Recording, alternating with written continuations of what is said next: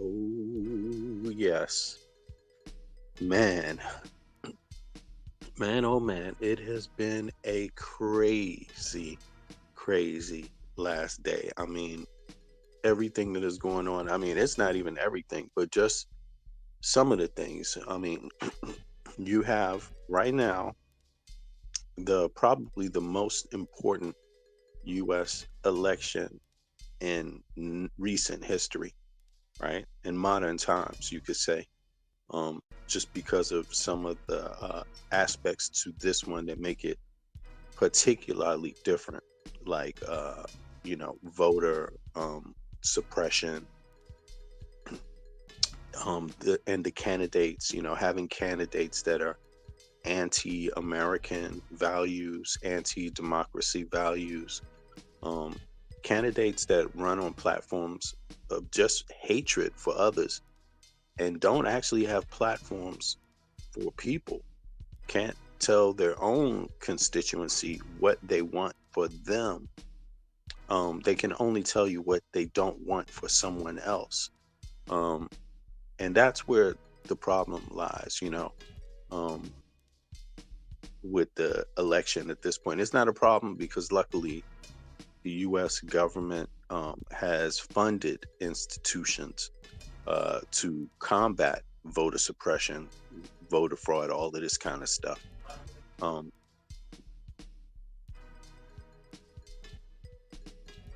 but yeah, so the institutions are strong. The institutions can take an attack, and they have been. I mean, to be honest with you, I think the US institutions, they've been taking the attack for a long period of time while functioning very well on a high standard. Even the bad standard in the US is considered better than some, obviously, because that's why you have many people always wanting to come to the US, always wanting to work with the US, always wanting to do business with the US, always wanting to live in the US. And and it's not the only country on earth people want to live in, but in terms of functioning systems, the US gets things done when it wants to, when the people want to get something done. They have the means to get it done. Um, and the only reason why people in the US don't have the means is essentially at this point in history because they either are being suppressed from voting or they don't vote. But as far as the candidates are concerned, the Democratic Party has a strong platform for a diverse group of people. I mean, it's even the platform that reaches out across party lines to work with some of the most some conservative, not just Republicans, but just conservatives. That's how a lot of Biden legislation got passed. Not always, but some essential legislation has been passed with Republican support, and more will, you know, for this next few months, until Biden is out of office. Yo, there's every day, any day of the week, a new bill can be passed. So don't go thinking that stuff's not happening, that congressional and senate reps are not talking across party lines to see what they can do. No, they're talking, and they will continue to talk, and it will likely get stronger once you get some of the divisiveness from Donald Trump out of the air. Yeah. And Trump is a whole nother story, but we've gotten used to Trump's craziness. The world has gotten used to Trump. The world knows what to expect from Donald Trump. So Donald Trump's not even exciting anymore. His ideas aren't even a surprise. They're not even unique ideas. They just, what's up, Donnie? Yeah, yeah, I'm just on the early stroll today before I get up and start doing the daddy thing. Yo, check this out. I already made breakfast though for the kids, so I'm just chilling back drinking some coffee. It's 7:47 a.m. Central European Time. That would make it 1:47 p.m. Eastern Standard Time, and I guess that would make it about what, 11? in Texas, 47. Uh, I'm not sure. What time is it and what time would that make it in Cali? 3 hours early in Cali too. So folks are still up, depending on exactly where you are. But back to this thing. I mean, Trump, he's it, people know what to expect from Trump. He's not even unique anymore. He's boring, and I have to say, the more I hear from Kamala Harris speak, I'm so happy she ran for president because you get a chance to hear someone's ideas from their own mouth who's relevant right now in politics, who actually does have over 30 years of civil service, repping people, being elected to offices, and and I've actually been given the chance because she's running for president to hear her talk about her ideas. And before I had heard her speak, all I had was folks that support Trump telling me about, well, she gonna do this, she believe in that, and actually it turns out that no, she's speaking way more in depth than anyone running in the Trump offices right now. Like Kamala Harris is connecting with people right now. Now, I think there's a little issue that a lot of voters had, and I don't think it's their fault necessarily, all of their fault. Like, again, going back to what I was saying in the beginning, the US is under attack. It's being tampered with, the from the outside. There is disinformation being spread, and it had been spread since 2016 constantly, every single day. Fake newspapers have been propped up. um, Politicians have adopted the line of the fake newspapers, making up stories, distracting people from the issues.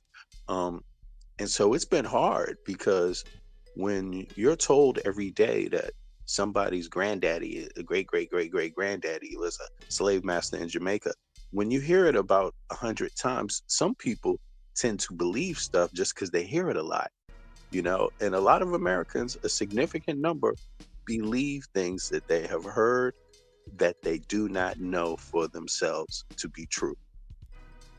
Um, this was a game of hearts. Yeah, bro. I mean, it is. It's interesting times right now. It's important times right now. Um, you know, damn. What was I saying, man? I'm sorry. Uh, but the disinformation has been heavy, and a lot of people, not just Americans, but you're used to getting information that is at least fact checked and solid from journalists, from news agencies. But we don't live in the time where news agencies even pride themselves on that. I mean, not to say that all the information used to get out and all the information was fair in the 40s or 30s. It's never been fair, but this is different when this information, it's a heightened level of of uh of an intrusion. It's a heightened level of an intrusion. It's not your normal lie. It's a deceptive lie that's designed to get you to a particular place in a subtle way. And so I think, and the fact that there's foreign actors involved with that, I think American people, we're not used to that. And so we're used to being able to believe what we hear. But yo, you're not in those days. That's not what builds a skyscraper, what you hear. What builds a skyscraper, what builds a nuclear bomb is not what you hear. People, when they get down to building a nuclear bomb, they don't use anything about what you heard. They only use what you know, what is core fact. Anything else that is not core fact cannot be allowed in the room. It has to go into the testing lab and be tested to see if it's worthy to come into you know the other room with the engineers that want to get something done. You see, there's a process. And right now our process is kind of being challenged, so it's an important election. But I'm so glad to see that Kamala Harris is the actual pick for the Democratic Party, because you have a clear contrast. You have uh, um, Trump, who has lost a civil case for sexual assault. He has been said and rumored and alleged by women to have committed sexual assault against them. Even one as a minor has alleged that. And he is a convicted 30 something time felon. I mean, meaning he didn't pay his taxes. He robbed people. He robbed the state to the billions of dollars. I mean, loads of money. Loads of money. He robbed them, committed fraud in the very state that he grew up in to the hundreds of millions, meaning Donald Trump is one of the folks that's been allowed to slip through the rules and the regulations based on privilege. And there are Americans like that, but Kamala Harris is not one of them. You know, so because she's not one of them, they have to talk about, let me try to find the unobtainable. Let me see. Who was her great great great great great great great great great great great great grandfather? Let me see if I can find that out, because since she didn't go to the rich kids school like Trump, you know, they're hunting for things. They're hunting for political points. She doesn't have children herself, so somehow she's less than a woman. Yo, on today's standard, in today's standard, if you're raising your daughter like she and telling her she's nothing, she's not worthy because she doesn't have children, man, that's the most hateful thing you could tell a young girl. She's young girl is just like a young boy. She can strive to do anything she wants. She knows her own potential. You don't tell a little girl what her own potential is, what her place on earth is. You encourage her to find her space herself. And that's what you encourage little boys to. You don't say you're not nothing until you have kids. No, let me tell you, a biological function doesn't mean your brain is there. Just because you spat out some babies doesn't mean you know a goddamn thing about raising no babies. Um, there's plenty of rotten ass parents. There's plenty, and not to be harsh, but there's plenty of neglectful parents that don't pay attention. They just pop the babies out and figure, oh, okay, I got some babies now. That's what we've been doing generations. Let's just keep doing that. And I'm not saying that that's all classes of people in society. Popping, having a biological function, you shouldn't get credit for it. In my view, you should be acknowledged for it. That's different. Acknowledge the challenges of that biological function. I'm for that. But just clapping your hands like Sarah Huckabee Sanders because she had some biological babies and Kamala don't, shit. I'm sorry. There's dummies, idiots, and sickos being pumped out every day of the week. You see what I mean? Because they're neglected. So the Democrats at least want to support families. Now how they view family, how family is viewed, or custody cases in the U.S. Because I'm saying custody because I'm assuming a lot of men, when they hear about this type of dynamic, they think the first thing they think of is custody. This is when they say family, they mean leave out the man, because men often think of this family thing as a custody battle. Um, yeah, things should be done about custody, in my view. It should be more comprehensive in all states, especially the U.S., determining who is a good parent and who is not. But I think the U.S. is making strides, like a lot of countries. If you go back 10 years, it's not going to be the same in every state. The regulations, how the judges see things, even the rulings. So what was said 10 years ago, 20 years ago, is not said today. It's not so simple when it comes to these things today. So you can't just go around um, spreading stories. You got to actually look into the times, because what's happening right now, because things actually change day to day, and you will find that out. I mean, I find it out every day as an American living abroad. Some of the things that I got used to in the US, They're not there in my hometown anymore. The town has changed. Not completely, not totally, and not, but only significantly. Significantly is enough. The town has changed. So I can't apply. I shouldn't go back and say, well, it was like this when I grew up, so it's like that today. No, things have changed. But I do think men should be encouraged, just like women, to be fathers. I think men should be, when they are fathers, they should get the supports also, for being a single family, if that's what the case is. If you're a father and you have a child and the mother ain't in the kids' lives, or the mother is not able to take, you know, half of the responsibility, you could say, then I think a man, a single man, or any kind of man with kids, that, hey, you should qualify to be a family too. You should get support. You should be treated fairly. I think it's just about fairness, and I think the Democratic Party is at least trying to look into that. You know, not perfect. You will never be perfect. There's no voters that are perfect. There's not a system that is perfect. There's not a history that's been perfect. So we're just doing what we can do right now to make things, to be accountable, to make things reasonable for people, to acknowledge hardships and problems, barriers that people have. And I think that's a great platform. I think Kamala Harris has done wonderful to choose that platform. Um, and I saw part of her speech yesterday. Man, it was wonderful. She was saying it like, where y'all been for the children of America? Where have you been for the women of America? And that's true. These are conversations that when you ask yourself, when you look at what the laws are in other Western nations, and you see that other Western NATO nations have stronger support for families, men and women, stronger support for families, parents, men and women, stronger support for children, boys and girls, stronger support for education, stronger support for childcare, stronger support for housing.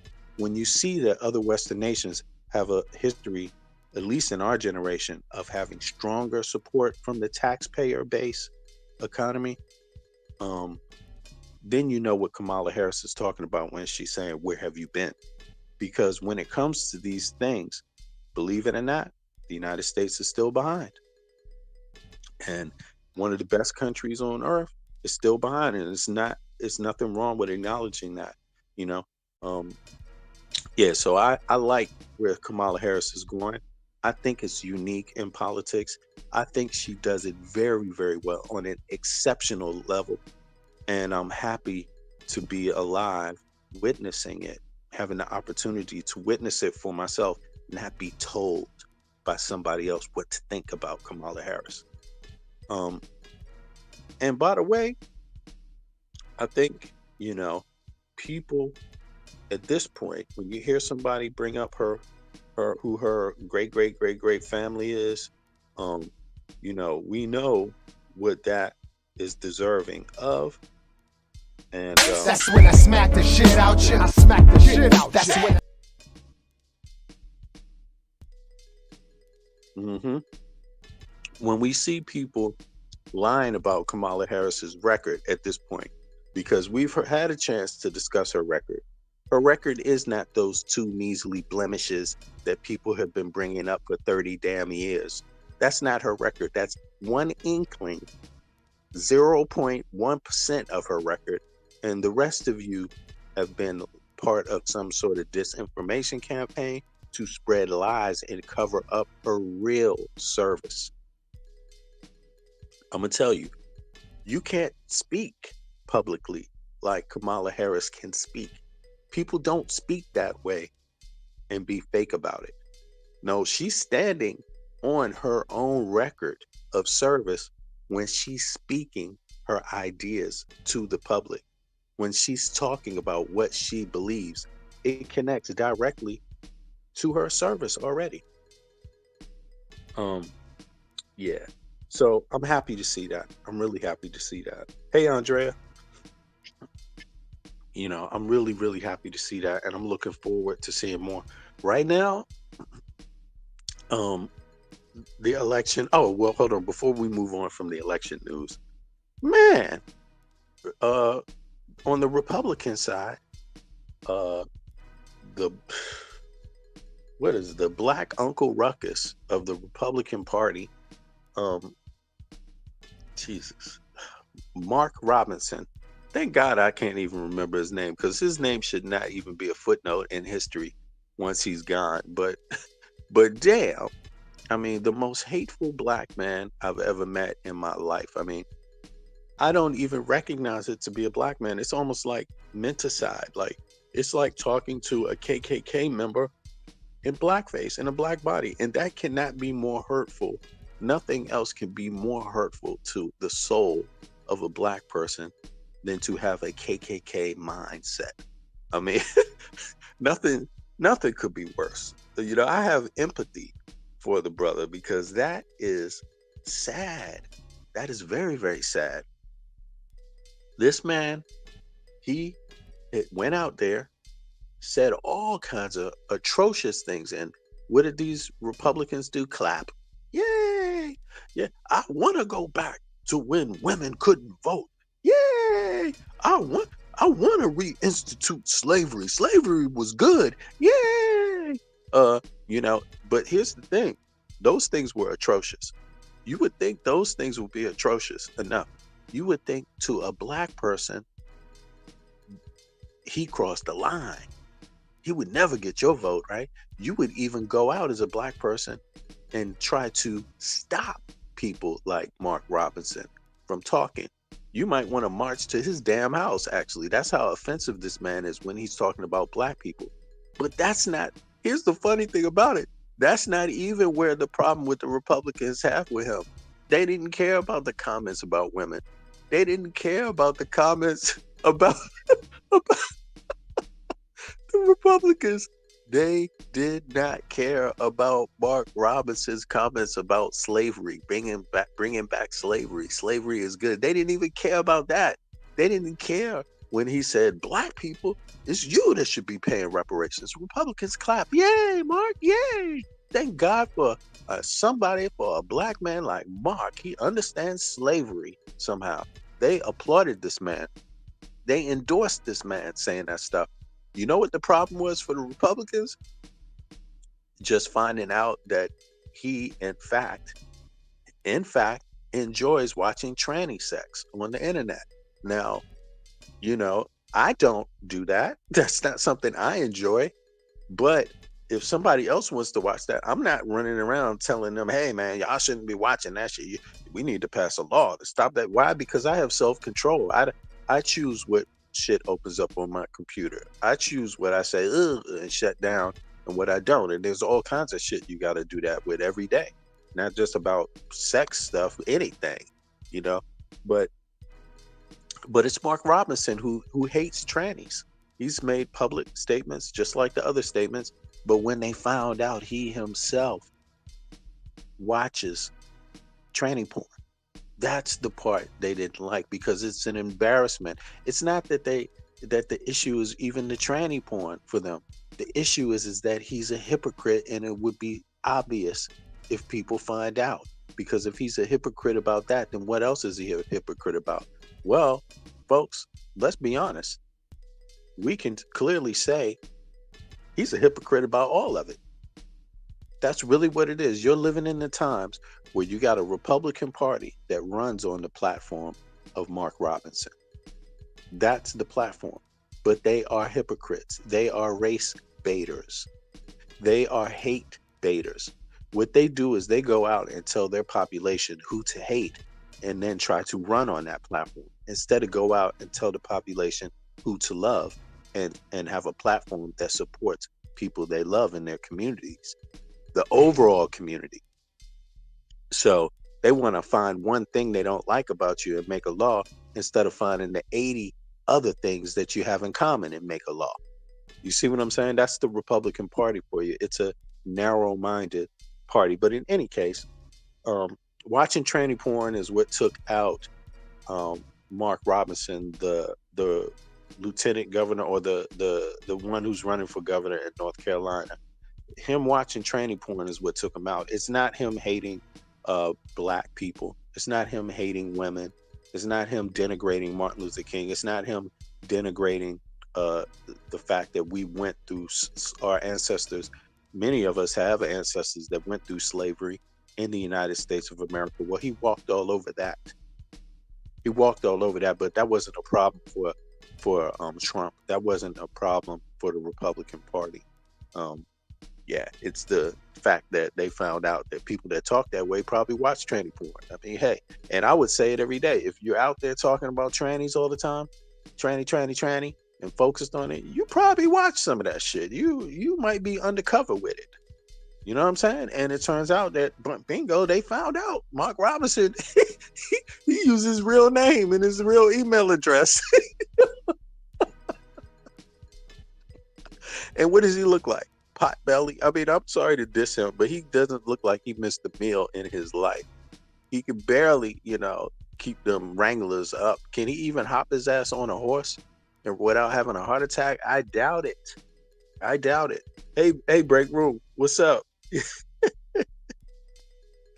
you know? So they caught the undercover tranny watcher, the one who hates the trannies. They found out that he loves the trannies in reality. Oh, we just talk about politics, break room. Yeah, right now I'm just talking about the differences between the parties. Like Republican Party right now, they got Mark Robinson, who was able to say that he wants to bring slavery back. He said African Americans should be the ones paying reparations. He said he would like to go back to the day where women couldn't vote. He said all kinds of things, and the Republicans clapped. Yay, yay, yay. Donald Trump endorsed. Hoorah, hoorah. They had no problem with all those statements. The thing they got a problem with is the fact that they found out, although he hates trannies, he been watching tranny porn. He really loves trannies. That's what the topic was. you know, he been in his own name with his own email address. He got people that said, yeah, Mark used to come to the porn shop 5 days a week with pizza and get his own booth. I mean, you can't. I'm sorry. He's got real life people saying this, and he got the internet providers saying it. And that's why they don't like him, because they're like, Mark, don't call me. Trump is like, don't call me today, Mark. But Trump was canvassing for Mark Robinson in North Carolina. Yes, potbelly Mark Robinson, the one who wants to go back to the days when women couldn't vote, the ones who said Martin Luther King compared him to Satan, Lucifer, the one who said African Americans should be paying reparations, not the other way around. He is the one who secretly watches tranny videos. It's him. So while he's been out there trying to distract you, saying, hey man, what's up with all these trannies, and stop teaching this transvestite stuff, and secretly it's been him dibbling and dabbling. You see what I mean? He's been dibbling and dabbling in the love and the lust of transsexual sex. Yes, he loves it. He's paid for it. I mean, what the it wasn't like he just accidentally typed the letters TRANNISEX. No. He used the same damn email as he used for every other account. You have to approve accounts. In any case, yeah. So on to the next. Damn, P Diddy, Puff Daddy. He's a goner. Puff Daddy's a goner. He's gone. It was like poof. They should call him Poof Daddy. Now you're here, now you're not. Poof. Puff Daddy is finished. This guy is done. Karma done caught up with Puff. Poof. Poof Diddy. Poof Daddy, whatever his name is. He just snapped. They just locked his ass up from one day to the next. That's a stark contrast. He's on the beach, on the yacht one day. Next day, federal penitentiary crying about it. Like he didn't know that was what it was going to be. I mean, did it ever in his mind occur to him that it's probably not a good idea to show you don't give a fuck? before you go to jail. I mean, he rubbed the spoils of his crimes in people's faces. Hey y'all, I'm on a yacht. Money, money, money. Hey y'all, I'm living in this mansion. Money, money, money. Hey y'all, the feds coming in. I'm still going to fly my plane around, hit the beach, go on the yacht, pretend like it doesn't bother me, pretend, you know, just come up with the same non-comments over and over and over. I did not do anything to that woman, over and over and over. And then I apologize, y'all. Everything in that video was wrong. I'm totally accountable. And then the next day, I take it back. It was her. She made me do it. Um, Puffy, we need to capsulate this. Everything that came with Puffy, everything. And I'm not giving him the blame for all of it, for everything either. But I'm just saying what came with Puffy's presence. Um, Puffy, what came with it is a lot of this idea that having money makes you a better person. You know, the focus, instead of industry, the focus is I need to buy a product. See, Puffy, he says he had this image like he was a entrepreneur, an inventor, right? Creating jobs and this kind of stuff. No, he was just selling you products that other people made already. The same products. What car? The car you don't make, the Maybach. What jewelry? The jewelry from the mines you don't control. From the mines in Africa that's getting stolen, where the blood diamond wars are going on. I'm just gonna sell those products for those people that rape and pillage, and that's what Puffy did, and he did it under the guise of black excellence. So let me see here. What breaking news saying? Trying to read the comments. I'm just on my phone, y'all. So let me see. He's having withdrawals. Says he can't sleep, which is a problem because they wake him up and says, "Oh my God, exactly, I can't." Well, they woke my black ass up at 6 too, and everybody else on to the next room. You move here. Shit, he just experienced lockdown. He ain't even got a room yet. What the fuck? You know what I'm saying? Like, he's in jail. He's gonna wait. He got a temporary little spot, but he didn't do long. He just got to the. He didn't get to nowhere, man. This man is just complaining. What about everybody else? Him and Trump got a lot in common. They complain when it's them, but what about the rest of the folks? This is normal life to every other American. This is normal life. Listen, I myself have been arrested in Manhattan, in New York City, and it took me like damn near 72 damn hours just to get out of lockup, just to be able to say innocent and to have a lawyer say, "Your Honor, this is ridiculous. Read this. Read what is said. Read here. Read this. How could all this happen in this way?" And blah, and luckily, the shit got thrown out. You see what I mean? But they tried to obviously charge us with assault of some police officers, right? Some undercover police officers. They tried to charge me and my buddy with that, right? But it got thrown out, you know what I'm saying? But shit, 72 hours to get out of lockdown in New York City, that's what the average person has. When you get locked up for drinking a bottle of beer, 72 hours before it gets thrown out of court. New York City, you doing 48 to 72 hours anytime you're locked up, just before you find out if you're going to be free or not. Unless they give you one of these damn tickets and send you home, yeah. I'm like, dude, nobody cares about your comfort. Cassie wasn't comfortable being kicked in the hotel hallway. But man, this guy, see, I try to talk about it reasonably. I try to say, okay, I don't know all the facts, and I don't want to put the whole world's hell on Puff Daddy. The world, him being removed from society just means there's 100 other people like him, or 1,000 more like him. And I try to speak about it reasonably, but at the same time, he's done some heinous, hateful acts, and you shouldn't shut up about it. Like, yeah, I agree with you. Kicked in the hallway, yo, man, you supposed to get your ass kicked yourself. He is supposed to be stomped down himself. Excuse my language, but That's how I feel about it. I mean, and I feel like a lot of people should be feeling that way. Like when he stopped her, you don't have to know her. You don't even have to know what you did. Recognize what's going on. You're supposed to be able to look at that tape and recognize there was no justification. That is pure, utter, just abuse of women. A man who treats her like that treats women that way. Period. You don't ever listen to what a man who does act like that.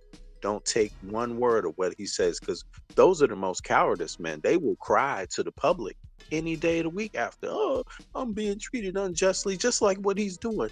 But when you see in private, when the door, when the drapes are closed in private, you see what's really going on. What's really going on is unfettered abuse and hate. We talking about hate that only comes from a sick mind. You have to be sick to be standing there doing those things Puffy was caught on camera doing. He's sitting there talking to her like she ain't shit. Now get up. He's telling people how he's showing people how he treat women. I mean, it's his own self on tape. Let alone the things that you hear. Let alone the fact that yeah, there's other jerks in the music industry that were like him and and are older than him and got away with all this stuff. Yeah, yeah, yeah. We know that. We know that. But one piece at a time. You know what I'm saying? On a chessboard, you can only move one piece at a time. So you can't just say, I'm not gonna move no other pieces. I'm not gonna move this piece because the other pieces ain't moving at the same time either. So I'm not gonna move my rook. You're gonna lose chess quick that way with that kind of thing. You know, you got to accept what you saw. This dude's a scumbag, and move on to the next. You know what I'm saying? Let the man have his day, his fate, even. Um, but how many of y'all think Puffy is going to get out of this without doing 20 years? 20 of every day too. Let me see. Even though Shine made the decision to say that gun was his, Diddy provided the witnesses and got him prosecuted. Yes, he did. That shows you how corrupt New York is too. All that happened in New York City. All of that happened. That corruption happened in New York City.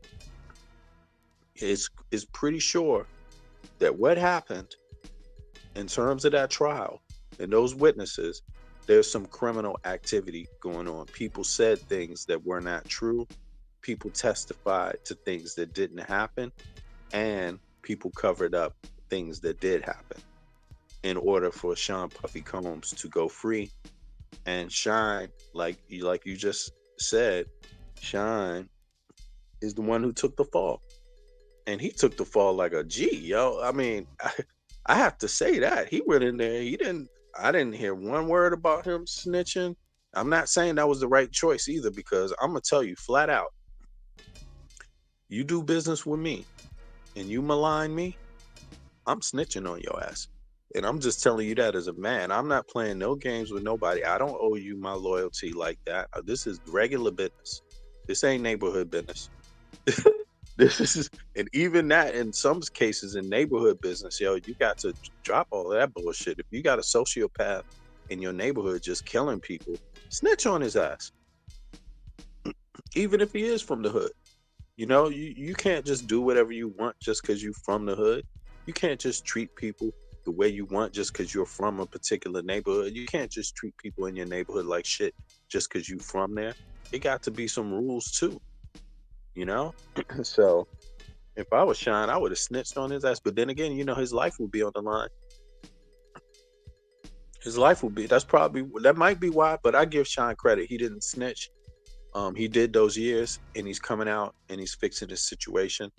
Um, and he's rectifying some of the wrongs that were done by speaking up now. So that's great, because if he believes in having a soul, he should do that, because he ain't going to have the opportunity later.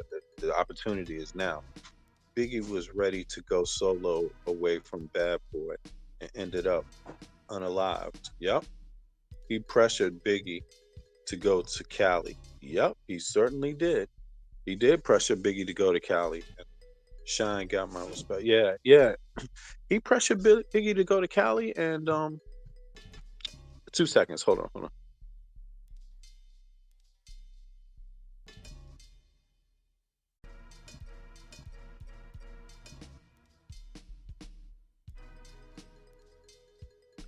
Yeah. Yo, everything with Biggie is tragic. You know, that time in the music industry in the 90s, the music industry itself was making a shift from an old model to a new model. And that model had everything to do with how they would sell music, how they would choose the music they sold, the music they would promote versus the music they wouldn't put too much money into, the music they didn't want to promote anymore. And if anybody knows the 90s, there was a lot of, you used to have Public Enemy, Brand Nubians, X Clan. You had Queen Latifah. You had in any side, in any part of hip hop, you had some level of consciousness fused in it. Big Daddy Kane used to, even the rappers, you might even Run DMC had one song about I'm proud to be black. Big Daddy Africa medallions, you had some level of consciousness that was needed. The music industry made a change in the 90s to stop all that and promote misogyny, promote capitalism, and promote anti-black behavior, right?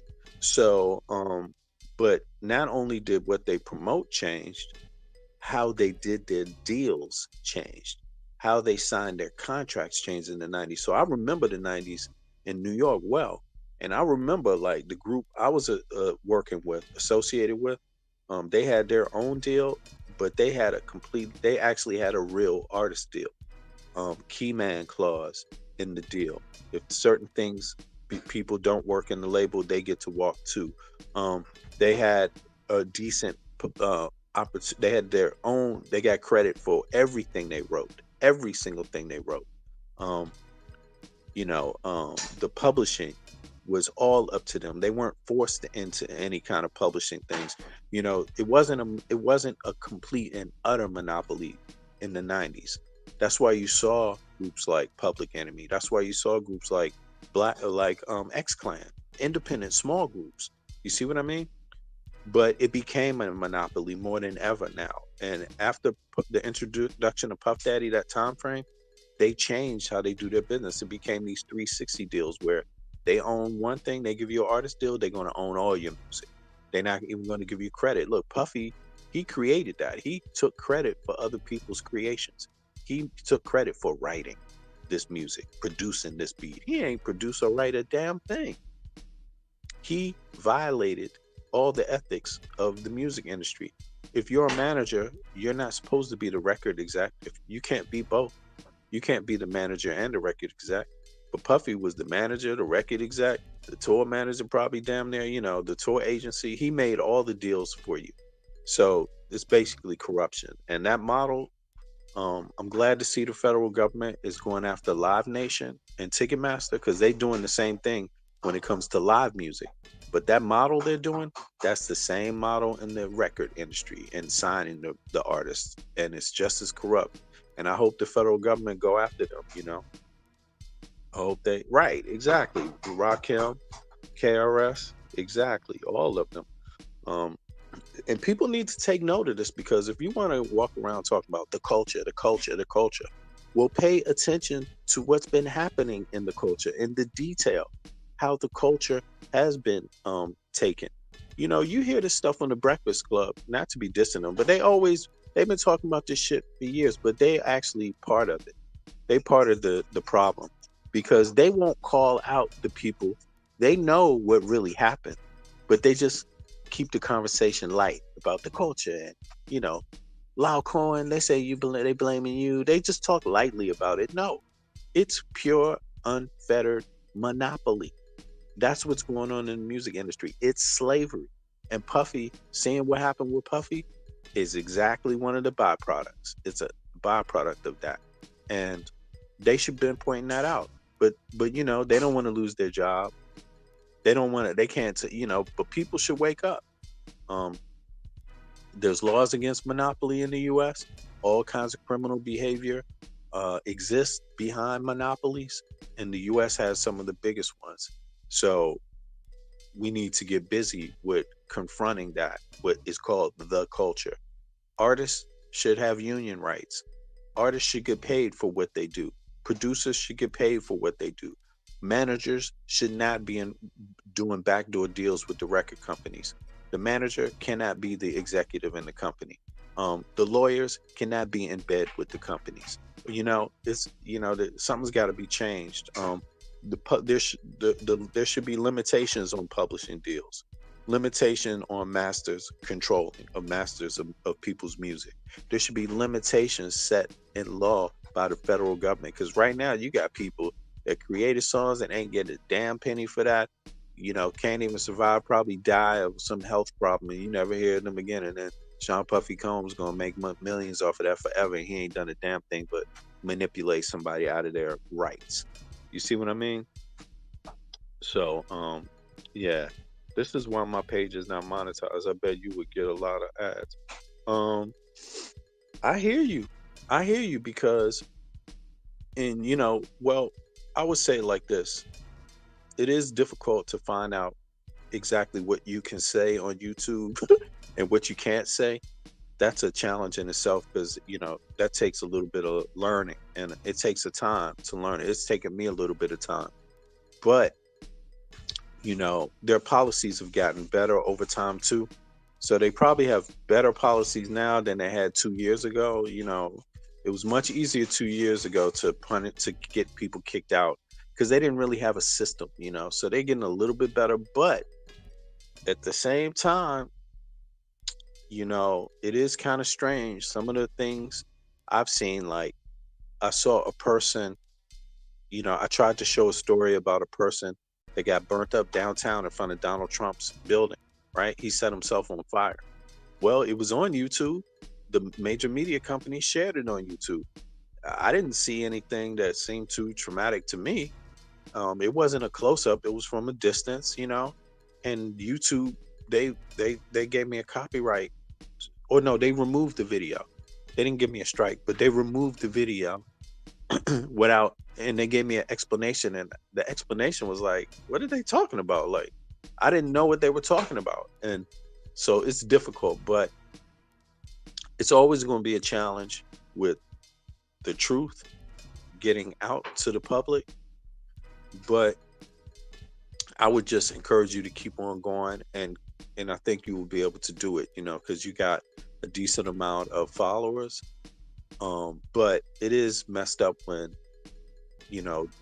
certain topics, certain language at times seems to get penalized, while there's people out there using the same language that don't get penalized at all. I'd be like, damn, really? Like, so it's hard to understand the YouTube policies. Oh, she asking me, hold on, TLC and many others were robbed. Oh, hell yeah. Oh, well, my channel is, it's okay, it's monetized and everything, but I'm also cautious about what I'm posting now and what I'm choosing to do, this the way I'm doing it. Not necessarily the stories, but the way that I'm doing it, because they do have a lot of rules and things to consider, YouTube, that before I didn't know, so I would get a strike here and there and all of this stuff, and I wouldn't even understand why. Even when they told me, I wouldn't understand why. After, I would be like, what the hell are they talking about? But they have their rules, and unfortunate is you know they made it. In some ways it's a little more difficult, in some ways it's a little more easy, but that's what I would say overall. Yeah, you've been monetized over a year. There you go. I mean, for me, I don't do it. I'm not doing what I'm doing, and I don't do a lot of things for monetization. A lot of things I do in media is just purely out of love. Now, of course, you get things back from that love, but I never do artistic things for monetization or political things. And so for myself, it's not a driving point, but it is good to to be monetized, because then you do get a little bit of credit for your time and your energy. But for me, it's not the main goal. It's more important to have like real conversations about real issues and to be genuine about it. For me, that's the most important thing in the. I got a full-time job. I got a union job. I have a decent job. I love my job. And Unfortunately, I'm not allowed to talk too much about it, but it involves people and healthcare. I would say that healthcare. So I do know a lot about healthcare, um, and I know a lot about the human body. You see what I'm saying?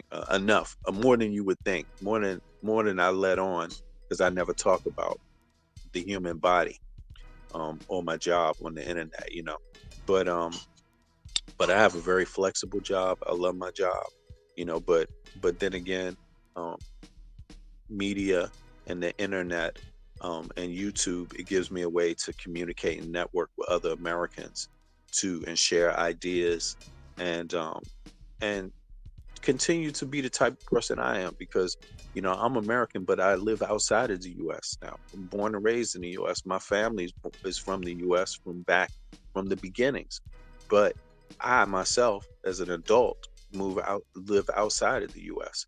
So that's one of the main things I try to chime in on here and there for other Americans that don't know what it's like living outside of the US so that they understand that listen, the things that, for example, Kamala Harris is asking for are things most other Western democracies already have for their people. And she's just saying, hey y'all, where y'all been? Catch up to the program. We have more money and more power than the rest of these Western democracies, but we're not giving our citizens shit for it. We're robbing our citizens. The United States has been basically cheating its citizens. It's lower class and it's middle class out of basic things that the rest of the Western democracies have already provided their people: universal health care, paid education, housing insurance, union decent paying job. Why the hell should somebody have three jobs to pay the rent when one should pay the rent? Why should you have to work 12 hours to pay the rent when 7.5 or 8 hours is supposed to pay the rent? You know, these are things we need to talk about. Why is your job supposed to be better than mine? Why is it because I work 8 hours, you work 8 hours? Why are you getting paid more? Why am I getting paid less? How come I can't afford to live in the neighborhood where I work, but you can? Basic things like this. How come I don't have decent transportation from work into home when I work the same amount of hours as the next person? You see what I mean? Um, I'm in Europe. Shit, I'm in the EU right now. I'm in Copenhagen, sister. I'm in Copenhagen right now, and I'm talking about the things that are factual. Like I have housing insurance, I have a union job. If I want to go to school tomorrow, I can get a check to go back to school tomorrow and be paid. Um, you know, uh, when my kids were born, um, between me and the mom, we got a year off from work, paid work. We got paid a year off for each child. Of course, I didn't take that time. I just let the mom take the year off from work every time. But that's all built into the tax system here, and it's not socialism or communism. That's actually part of the capitalistic market here. That's how it's designed here in most European countries, and particularly in the one I'm living in, which is Denmark and Copenhagen, which has some strict laws on immigration. But again, there's limits on the way you talk about immigration. The key problem is that we don't need to invite bigotry and hate into the conversation about immigration. Immigration should be fairly discussed in a respectful way, not in a hateful way. And the problem with the Republicans is they brought in this hateful way of talking about it instead of a respectful way. I don't need to hate you to expect you to follow the law. I don't need to lie about you and your people to get you to follow the law. I just want the law to be comprehensive, the law to work, and the law to be fair towards all people. That should be the requirement. I shouldn't be here to bash people that come from other countries, that come from particularly bash them, because we know the Republicans are bashing primarily brown and black people that come from other countries. Trump has called Africa shithole countries. I mean, come on.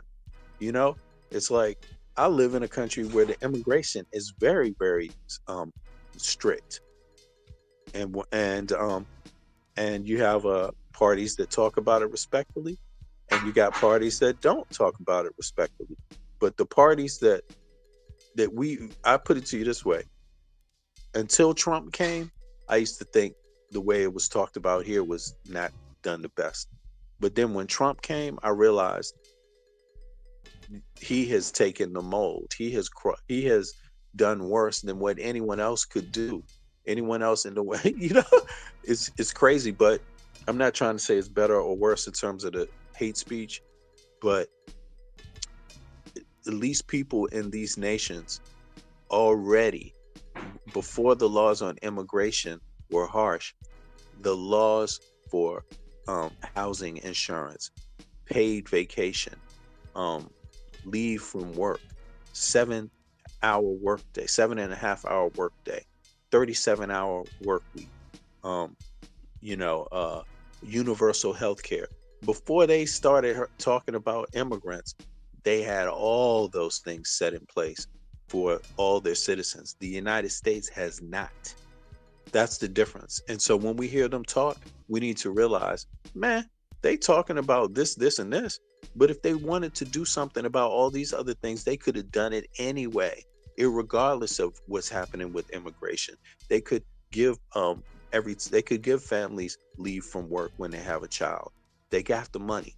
The federal government has the money. The federal government of the United States, and the United States has the highest GDP on earth and the highest GDP of any nation ever in history. And it will continue to be that way. So there's no need for us to be talking about a housing shortage. The reason why there's a housing shortage or an affordable housing shortage is because somebody planned it that way. The reason why you don't have universal health care is because somebody planned it that way. The reason why you don't have paid leave all workers is because somebody played it that way. The reason why some people got to work 12 hours to afford to have a home and others get to work 7 is because somebody planned it that way.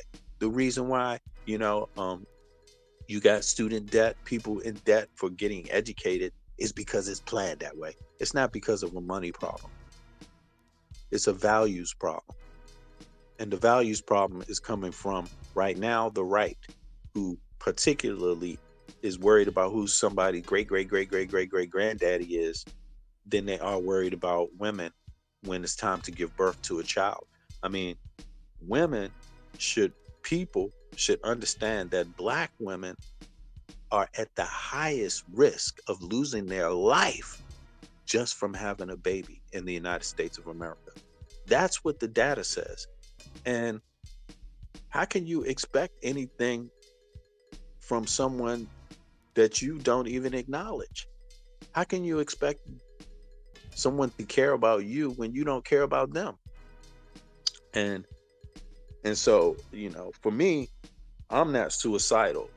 I know that this issue and many of these issues, healthcare, these are issues that women are not going to stand down over anymore in the United States. And particularly this thing about, I mean, we've learned more about misogyny. Just the fact that we had a woman as the main candidate running, you got to hear all these hateful things.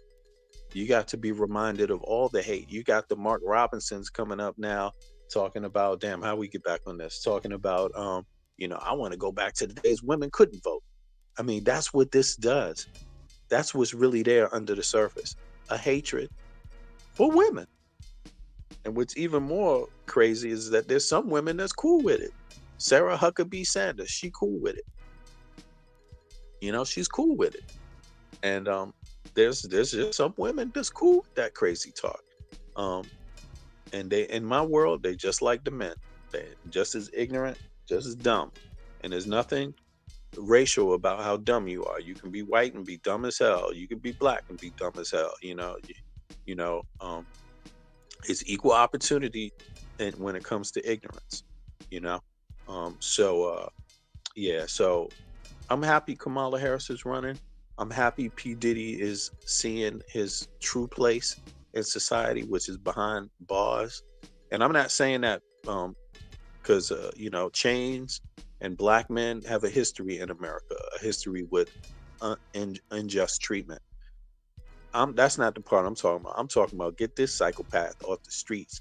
He gonna hurt himself and hurt some other people. He belongs in a mental. I mean, he's got to pay for his criminal acts, but this man is also a sociopath. Like, this man is sick.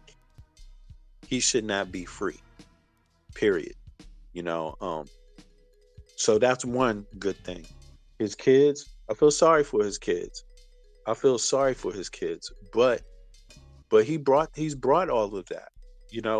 He should have thought about his kids. I mean, yo, when you have kids, you don't, everything you see in life doesn't turn to wonderful just because you have kids. When you have kids, and I know this because I have kids, when you have kids, all kinds of things come your way. Some things are fair, some things are not fair, but how you deal with it is the difference. And so when I've been put to the test a few times where, I had to make some real harsh decisions, not easy decisions.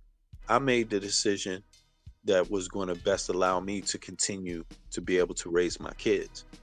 You see what I mean? Because I decided that, if I behave the way I want to behave, or even the way I've been taught to behave, because of certain issues or certain problems, maybe I won't even be allowed to raise my kids anymore. So I chose to continue raising my kids' path. Puff Daddy chose to continue to not raise your kids' path because he had an option. You know, he could have said, "Hey man, all this shit is not right. Let me go to the rehab. Hey man, all this shit is not right. Let me um, stop behaving the way I'm behaving. Hey man, all this shit is not fair.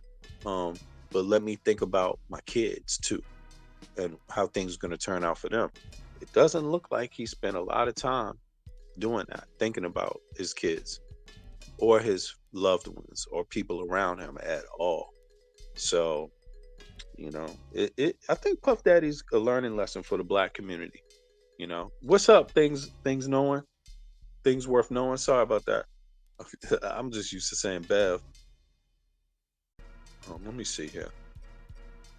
Do you think do you think a little of this could be a slight attack on high profile um, bulk men like Diddy, Cosby? Nah, I don't believe it. To be honest with you, I think that's something that's a little magic trick that black men that we do, because it's hard. Like in our history, we do have injustice, we do have racism. That's been a big part of our history. So being black, being men, and facing injustice and going to prison has always been part of our history.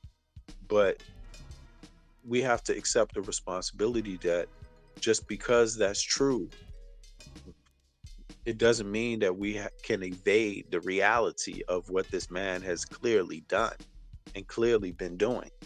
Um, you know, that's not wise. You shouldn't harm, you shouldn't screw up your argument, one argument that is just, and then pick somebody like Puffy and say, "See, I told you so." Shit. Puffy, if you have Puffy be the leader of your argument of that, "I told you so, America ain't just on black men," you pick him, you're going to destroy the argument completely. The argument is going to be totally destroyed because he's a bad rep. You know what I'm saying? He's a bad example. You're going to be like, "I told you," he just locked him up. And for the next 50 years, you're going to be hearing all kinds of stories. I mean, it's you who choose to listen to Puff Daddy. His excuse. I mean, you know, for me, I'm the same age as Puff Daddy. I know about all that shit. I've had to face police brutality, unjust reality growing up with all the same crazy stuff. And yes, a lot of it is conspiracy. The Iran Contra scandal really did happen.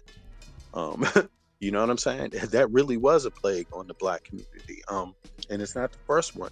And yes, there is unjust, just like women are saying, just like Kamala Harris is saying, there's unjust shit in the United States of America that got to get corrected. Yes, there's no question about that. There has been traditionally, right? But to say that that's why Puffy's in trouble, shit, that ain't why Puffy's in trouble. Look, my message to black men is to be accountable. Don't make excuses. And guess what? We need the government to be accountable too. But let's not make excuses. Let's be wise. Let's be intelligent. Let's be reasonable about this. Um, if you know the system has been unjust towards black men, then you know it's been unjust towards black women. So why aren't you supporting the black women with the things that they say have been unjust in history? If you know it's been historically unjust for black men, then what's your perception of the struggle of black women or women of color in the U.S.? What's your perspective on that? Can you speak on it? And you find out that a lot of these black men don't. They don't. They only see an injustice when it comes to them, and that's not good enough. You know, it's it's good.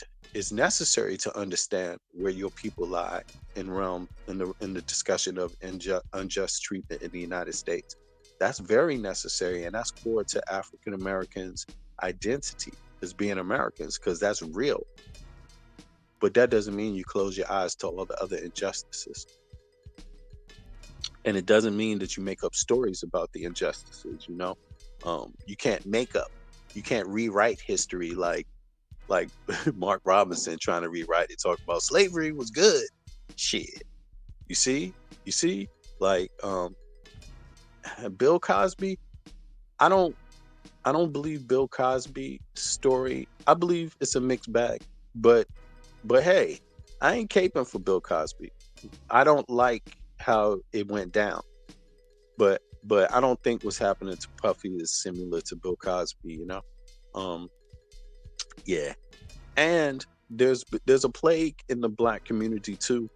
Maybe I shouldn't call it a plague, but there's another reality too, and that's black pimps. We need to be cautious. Like, we've had generations of black pimps. We've had people that go out there and, I mean, let's think about it. What was the Nation of Islam's perception and opinion on Martin Luther King, for example? I mean, they didn't have to go after Martin Luther King that way, but they did. Why? Why did they? Did Martin Luther King ever go after them that way? No. Why is that? Why is that? You see? And that's because there's always a anti-voting party in the black community. There's always a party that's like NW and NOI that's saying, they're not telling you flat out what their intentions are, but their overall intention is to tell you voting don't matter. So don't vote, black man. And it's also patriotism, patriarchy, because they're telling you a woman can't rule the NOI and never will. Only a man. Women have to submit to men in the NOI. So really, it's just a remake of the KKK, just black. And people have said that shit before. Being black is beautiful, but you're no better than anybody else. You don't automatically get something for it. I'm not saying that to dismiss reparations, because reparations is law binding. That's not a conversation that can be disposed of. That's about past crimes which are documented. So this is about justice. Reparations is about justice. It's not about being black. I'm for justice for all people, including black people, including African Americans. But when we look at this stuff, I mean, we see in our community, there's a lot of proponents, particularly black men with organizations that are telling you right now, don't vote. They're telling people don't vote when you got to pay your taxes. What sense does that make? Other people are saying vote because you pay taxes and you want your tax dollars to go towards something you need. And these motherfuckers is out there talking about don't vote. And they're not going to say don't vote, but look at how much time they talk about the issues when it comes to election time. And look at how they talk about it. Look at how they do. It's they're not necessarily been hell of helpful. They haven't been hell of a helpful dynamic. So yeah, we I think we got an issue with black pimps, and I think Puff Daddy is one of the pimps. He represents the entertainment pimp. He's working for somebody else, but throws out the idea of black excellence. Groups like NOI, and I'm not condemning all NOI members and stuff like that. I'm just saying, but the group historically has been a non-voting group. The group historically has lied about history of African Americans.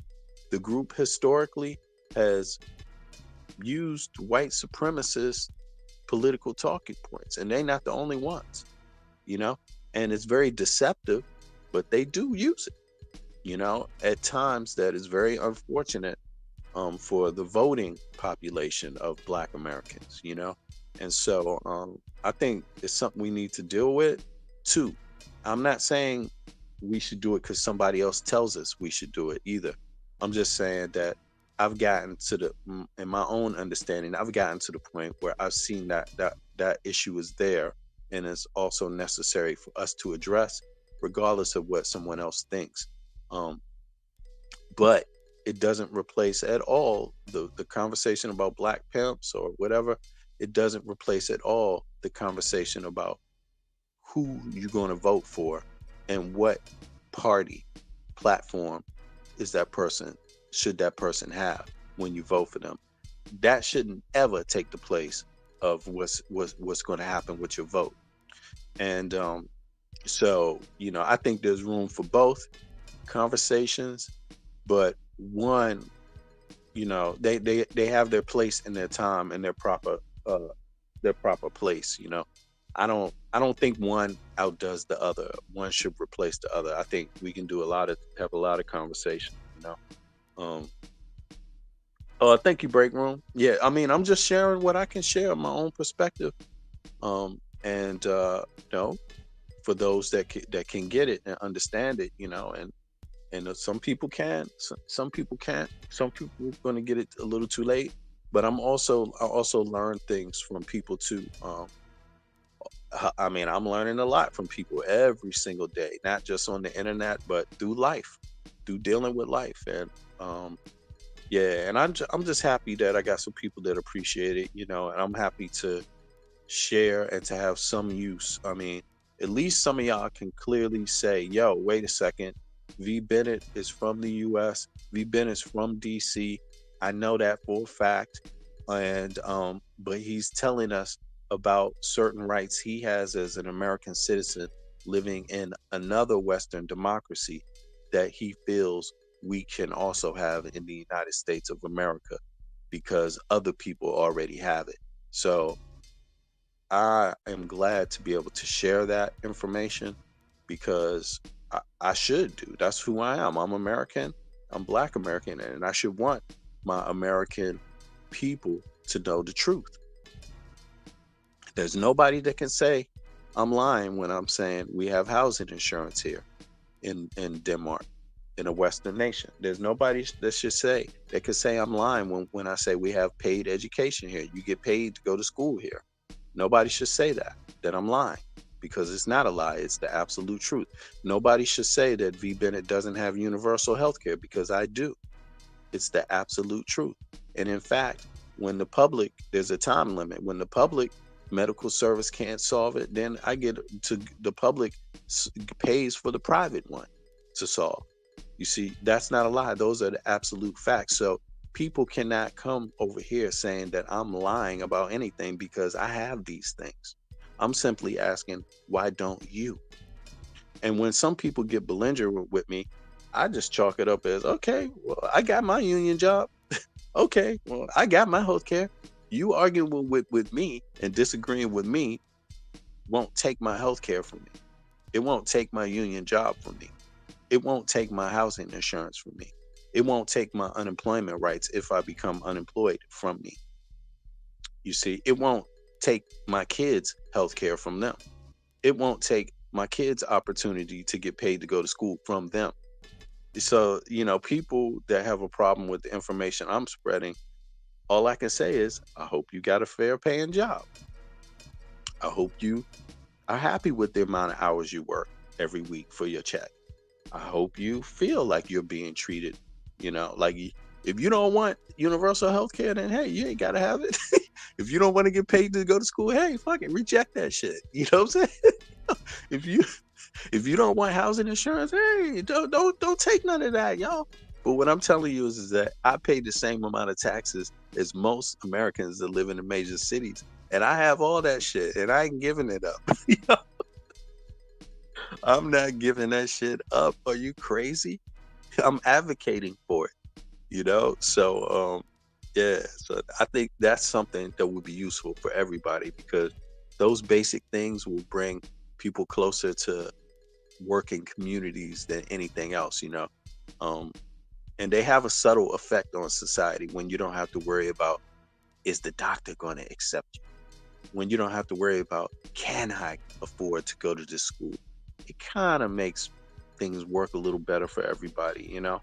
um and working better for everybody means also working better for you. So you know on the issue of Mark Robinson and his tranny watching, hey, I'm not trying to take people's rights away from watching trannies. If Mark Robinson want to watch trannies go at it on porn sites, hey, go ahead, brother, do your thing.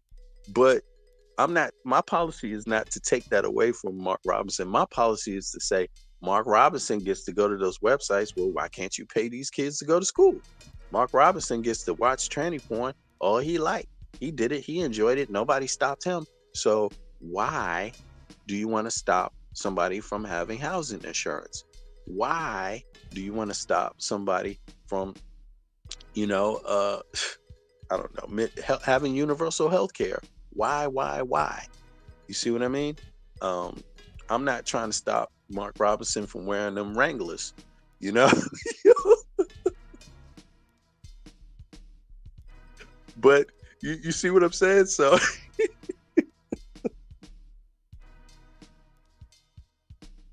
I mean, you know, all right, y'all. I mean, I don't enjoy tranny porn, but Mark Robinson does. So I'm not trying to stop him from watching tranny porn, but he's trying to stop you from having universal health care. Y'all got to understand this. He's trying in the richest country on earth. He's trying to stop you from having universal health care. In the richest country on earth, he's trying to stop you from having decent, you know, in the wealthiest country on earth. I mean, yo, y'all got to understand it's some wealthy folks in America that's trying to steal the country you built because they're afraid. They are afraid that they may not be allowed to have ultimate billionaire power for their families forever, for the rest of history. That's what's going on in the US. It's some wealthy people that want to remain the America to remain a classist society because that's how they got that wealth, that old money. You see what I mean? And there's other people that want to put it into it. And I'm in one of the countries that put it into it and and I support that. I've seen the effects. I support it. So I'm sure there's a bunch of people watching tranny porn over here too, but goddamn, if you put watching tranny porn rights up against my healthcare, I'm going to choose my healthcare every damn day. Like, you're not going to be able to say, fuck healthcare because tranny porn bill is on there too, and they want people to be able to watch tranny porn. So you got one choice: vote for your healthcare and tranny porn, or vote for no tranny porn and no healthcare. Shit, I'm going to vote for the healthcare. The side that has the healthcare. I don't care what somebody else is doing in their private. I'm not even thinking about it. In fact, I don't even want to think about it. And most people, you don't want to think about it. It ain't even. Some people just nasty anyway, yo. It's not even the tranny thing, the straight thing. Some people gonna find a way to make anything something you don't want to deal with. Yeah, and that's how it should be. Some things is not.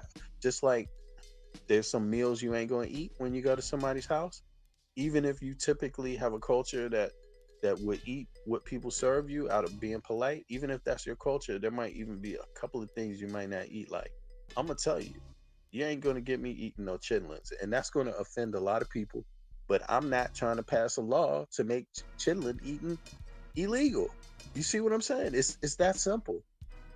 I probably won't diss people for eating chitlins, And I'm probably not gonna overtly try to embarrass anybody from eating chitlins, but I have smelled them when they don't smell well.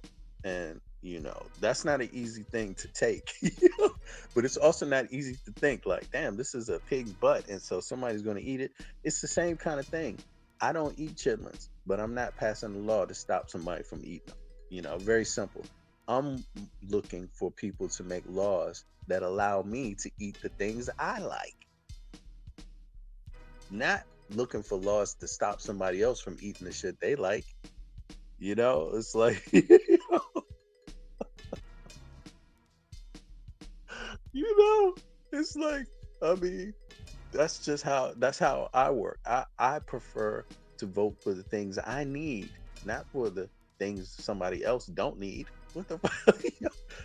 But that's the dynamic. So I hope people can see through it right now, in the US, see through a lot of the interfering and understand that, there's some wealthy folks that like Donald Trump, that have always had an advantage in society, and look at what that advantage creates: old, rotten, hateful, nasty old men that will talk down to you in a second. I mean, did you see? I mean, some of the things Donald Trump say, they're just so bad, and the fact that someone would try to make an excuse for it. Just remember, if you make an excuse for it today, you basically make an excuse for it tomorrow. And I don't see how any man that has a child, that has a daughter, that has a wife, that has a mother, would be messing with Donald Trump. So on that room, I'm